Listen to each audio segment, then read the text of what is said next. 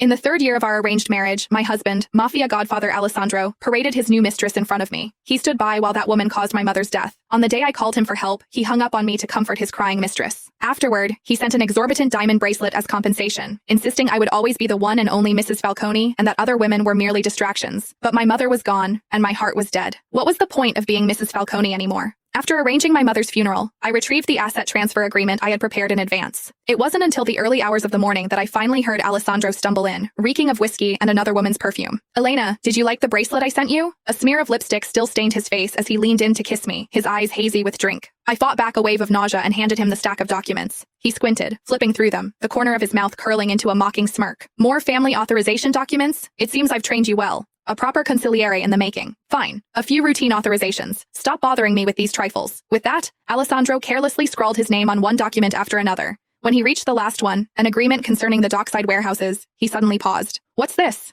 This one looks different." My stomach clenched. Before I could say a word, his mistress Isabella's call came through. "Alessandro, you promised you'd spend the night with me. Why did you go back just because she's a little upset? You're playing favorites." Hearing Isabella's aggrieved sobs, Alessandro's breath hitched. He quickly signed his name on the final agreement, grabbed his coat, and turned to leave. At the door, as if remembering something, he glanced back at me. In a tone that left no room for argument, he ordered, "Elena, be more generous with her. Our marriage was arranged, but we're family now. Don't let outsiders see the family as a joke." He didn't even give me a chance to respond before hurrying away. With a heavy thud, the door slammed shut, leaving me alone in the vast villa. The endless night swallowed me whole. I stared at the signed agreements in my hand, as tears finally blurred my vision. 3 years ago today was the first time I met Alessandro. At the time, my family owed the Falcones an enormous debt. In exchange for my mother receiving cutting-edge experimental medical treatment, I agreed to the marriage. For him, it seemed to be love at first sight. Even for a political union, he swept me off my feet with grand romantic gestures. He would cut family meetings short just to take me to an obscure art exhibition. He remembered all my preferences and planted an entire estate of roses just for me. Once, my mother's condition suddenly worsened. At my most helpless and desperate, it was Alessandro who had mobilized the entire family's resources, locking down half of New York City and flying in Europe's top medical team on a private jet to save her. At that time, his arm still bore fresh wounds from a clash with a rival family, yet he held me tight and swore, "Elena, stay by my side. I swear I will make you the most respected Mrs. Falcone. For the rest of my life, I will only love you." Seeing the raw devotion in his eyes, I'd wept, believing I had married for love. But the fairy tale of a reformed rake didn't last long. He soon grew tired of a life with only me, and all-nighters became his new routine. When I got angry, he would compensate me with expensive jewelry. When I suggested taking my mother and leaving, he threatened to cut off her treatment. Our vows became nothing but a pile of lies. Everything he had promised became the bars of a cage that imprisoned me.